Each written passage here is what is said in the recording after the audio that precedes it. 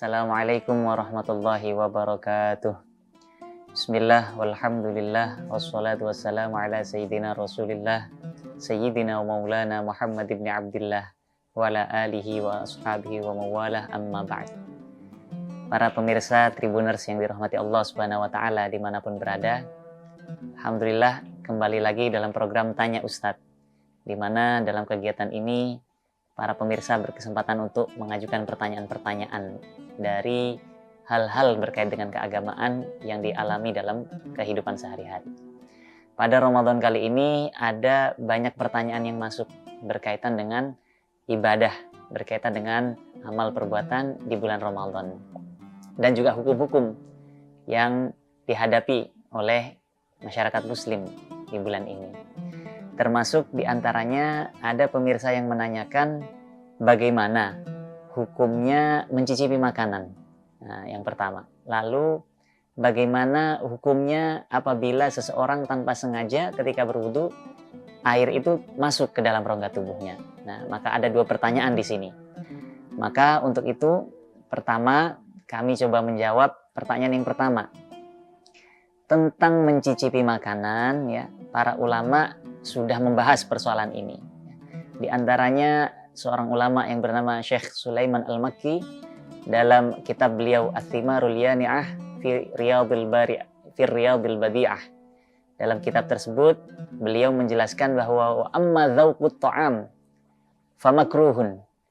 Adapun mencicipi makanan, ya, itu hukumnya makruh kecuali bagi orang yang memang memerlukannya, orang yang memang perlu untuk mencicipi makanan. Semisal dijelaskan at-tabbah, seorang juru masak, di mana dia perlu untuk merasakan makanan tersebut, maka famubah, maka hukumnya diperbolehkan. Nah, tapi dengan jangan catatan selama apa yang ia cicipi tidak sampai masuk ke dalam kerongkongannya, karena itu sudah menjadi bagian dalam, sudah menjadi rongga dalam dari tubuh kita. Maka apabila seseorang mencicipi makanan misalkan lalu bisa dibuang, ya, air liurnya, maka itu tidak masalah. Adapun pertanyaan yang kedua tentang hukum, ya, seseorang yang tanpa sengaja ketika berwudu atau ketika mandi misalkan air itu masuk ke dalam rongga tubuhnya. Nah, ini juga persoalan yang sudah dibahas oleh para ulama. Di antaranya, ya, Syekh Abu Bakar bin Syato dalam kitab I'anatul Talibin, beliau menjelaskan bahwa, ya, sesuatu yang masuk ke dalam rongga tubuh, ma sabaqo ilal jauf, itu ada 3 macam.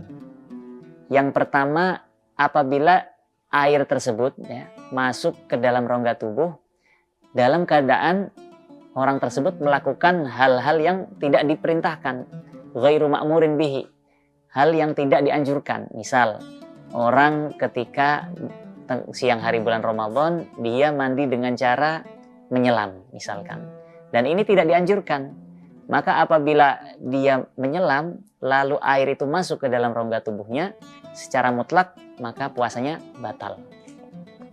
Yang kedua, fi amrin ma'murin bihi, apabila seseorang tengah melakukan hal-hal yang memang diperintahkan. Misal untuk bersuci dia memang diperintahkan untuk wudu, menghilangkan hadas kecilnya, atau untuk menghilangkan hadas besar seseorang diperintahkan untuk mandi junub misalkan.